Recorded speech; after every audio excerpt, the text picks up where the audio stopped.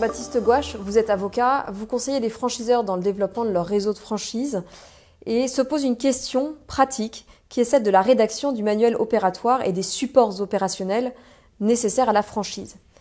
Donc pourquoi rédiger un manuel opératoire ?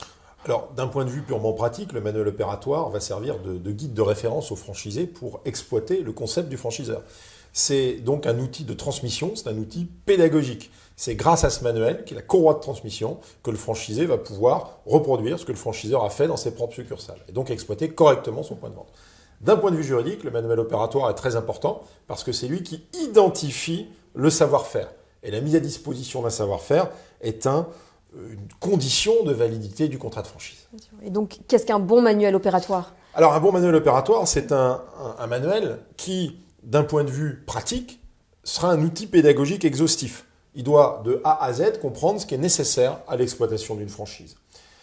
Ça signifie qu'il doit être lisible, que l'information doit être accessible, mais aussi qu'il doit être, je l'ai dit, complet, et je termine là-dessus, sur le plan pratique. Sur le plan juridique, l'identification du savoir-faire va permettre au juge, si le franchisé vient à contester les qualités de ce savoir-faire, de s'assurer qu'il est secret et substantiel.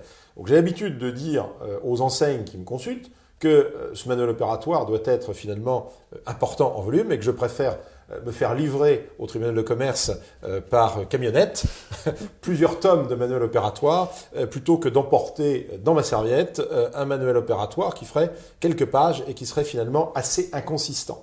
Donc un bon manuel opératoire, c'est un manuel qui identifie tout le savoir-faire et qui de fait va révéler toute sa complexité en le rendant accessible.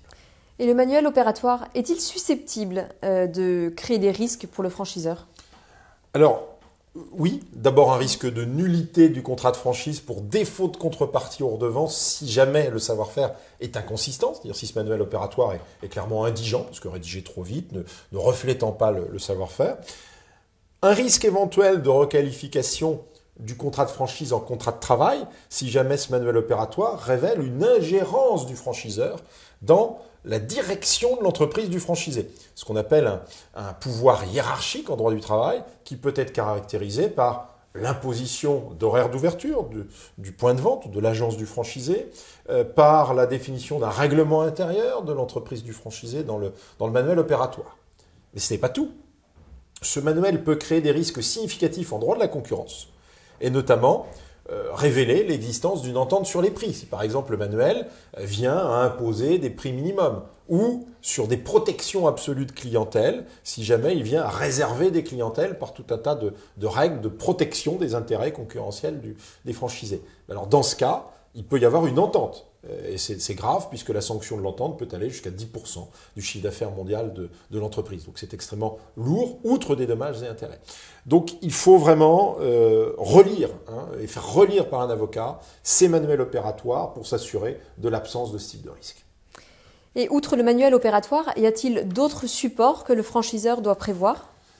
Alors, il faut des référentiels pour assurer l'homogénéité de la perception de l'image de la marque par le public. Cela signifie qu'il faut qu'il existe une charte graphique, qu'il existe une charte architecturale pour l'agencement du point de vente, mais ces éléments peuvent figurer, être inclus dans le manuel.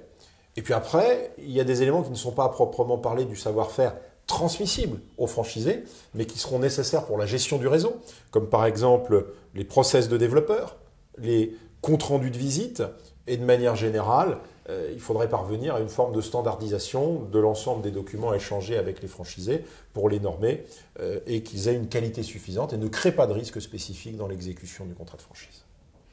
Merci beaucoup Jean-Baptiste Gouache pour toutes ces précisions sur les documents nécessaires pour le franchiseur à mettre en place.